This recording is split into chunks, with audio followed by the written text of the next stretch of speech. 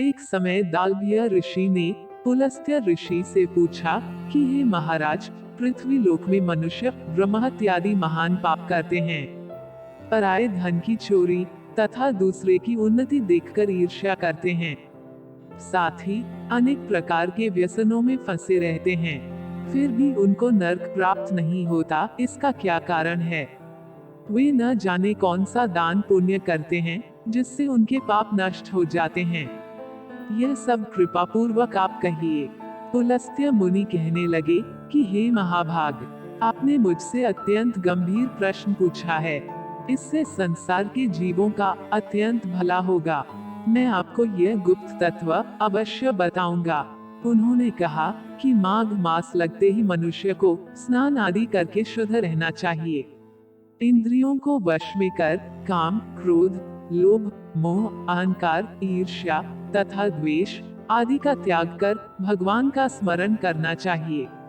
पुष्य नक्षत्र में गोबर, कपास, तिल मिलाकर उनके कंडे बनाना चाहिए। उन कंडों से 108 बार हवन करना चाहिए। उस दिन मूल नक्षत्र हो और एकादशी तिथि हो तो अच्छे पुण्य देने वाले नियमों को ग्रहण करें। स्नान आदि नित्य क्रिया से निवृत्त होकर सब देवताओं के देव श्री भगवान का पूजन करें और एकादशी व्रत धारण करें। रात्रि को जागरण करना चाहिए। उसके दूसरे दिन धूप दीप नैवेद्य आदि से भगवान का पूजन करके खिचड़ी का भोग लगाएं। तत्पश्चात पेठा, नारियल, सीताफल या सुपारी का अर्घ्य देकर स्तुति करनी चाहिए। हे भगवान, आप दीनों को शरण देने वाले हैं, इस संसार सागर में फंसे हुओं का उद्धार करने वाले हैं। हे पुंडरीकाक्ष, हे विश्वभावन, हे सुब्रह्मण्य, हे पूर्वज, हे जगतपते, आप लक्ष्मी जी सहित इस तुच्छ अर्घ्य को ग्रहण करें। इसके पश्चात जल से भरा कुंभ ब्राह्मण को दान करें तथा ब्राह्मण को श्यामा गौ और तिल पात्र देना भी उत्तम है। तिल स्नान और भोजन दोनों ही श्रेष्ठ हैं। इस प्रकार जो मनुष्य जितने तिलों का दान करता है उतने ही 1000 वर्ष स्वर्ग में वास करता है। 1. तिल स्नान। 2. तिल का उपटन। 3. तिल का हवन। 4. तिल का तर्पण। 5. तिल का भोजन और 6. तिलों का दान। ये तिल के 6 प्रकार हैं। इनके प्रयोग के कारण यह शततिला एकादशी कहलाती है। इस व्रत के करने से अनेक प्रकार के पाप नष्ट हो जाते हैं। इतना कहकर पुलस्त्य ऋषि कहने लगे कि अब मैं तुमसे इस एकादशी की कथा कहता हूँ। एक समय नारद जी ने भगवान श्री विष्णु से यही प्रश्न किया था और भगवान ने जो शततिला एकादशी का महात्म्य नारद जी से कहा सो मैं तुमसे कहता हूँ। भगवान ने नारद जी से कहा कि हे नारद, मैं तुमसे सत्य घटना कहता हूँ, ध्यान पूर्वक सुनो। प्राचीन काल में मृत्युलोक में एक ब्राह्मणी रहती थी। वह सदैव व्रत किया करती थी। एक समय वो 1 मास तक व्रत करती रही। इससे उसका शरीर अत्यंत दुर्बल हो गया। यद्यपि वह अत्यंत बुद्धिमान थी, तथापि उसने कभी देवताओं या ब्राह्मणों के निमित्त अन्न या धन का दान नहीं किया था। इससे मैंने सोचा कि ब्राह्मणी ने व्रत आदि से अपना शरीर शुद्ध कर लिया है, अब इसे विष्णुलोक तो मिल ही जाएगा। परंतु इसने कभी अन्न का दान नहीं किया, इससे इसकी तृप्ति होना कठिन है।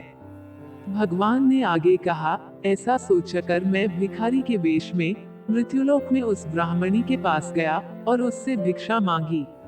वह ब्राह्मणी बोली, महाराज, किस लिए आए हो? मैंने कहा, मुझे भिक्षा चाहिए। इस पर उसने एक मिट्टी का ढेला मेरे भिक्षा पात्र में डाल दिया। मैं उसे लेकर स्वर्ग में लौट आया। कुछ समय बाद ब्राह्मणी भी शरीर त्याग कर स्वर्ग में आ गई। उस ब्राह्मणी को मिट्टी का दान करने से स्वर्ग में सुंदर महल मिला, परंतु उसने अपने घर को अन्नादि सब सामग्रियों से शून्य पाया। घबराकर वह मेरे पास आई और कहने लगी कि भगवान, मैंने अनेक व्रत आदि से आपकी पूजा की, परंतु फिर भी मेरा घर अन्नादि सब वस्तुओं से शून्य है। इसका क्या कारण है? इस पर मैंने कहा, पहले तुम अपने घर जाओ, देव स्त्रियां आएंगी तुम्हें देखने के लिए। पहले उनसे शर्तिला एकादशी का पुण्य और विधि सुन लो, तब द्वार खोलना। मेरे ऐसे वचन सुनकर वह अपने घर गई। जब देव स्त्रियां आई और द्वार खोलने को कहा, तो ब्राह्मणी बोली, आप मुझे देखने आई हैं, तो शर्तिला एकादशी का महात्म्य मुझसे कहो। उनमें से एक देवस्त्री कहने लगी कि मैं कहती हूँ। जब ब्राह्मणी ने शर्तिला एकादशी का महात्म्य सुना, तब द्वार खोल दिया। देवांगनाओं ने उसको देखा कि न तो वह गांधर्वी है और न आसुरी है, वरन पहले जैसी मानुषी है। उस ब्राह्मणी ने उनके कथनानुसार शर्तिला एकादशी का व्रत किया। इसके प्रभाव से वह सुंदर और रूपवती हो गई तथा उसका घर अन्नादि समस्त सामग्रियों से युक्त हो गया। अतः मनुष्यों को मूर्खता त्याग कर शर्तिला एकादशी का व्रत और लोभ न करके तिलादि का दान करना चाहिए। इससे दुर्भाग्य, दरिद्रता तथा अनेक प्रकार के कष्ट दूर होकर मोक्ष की प्राप्ति होती है। जय श्री कृष्ण।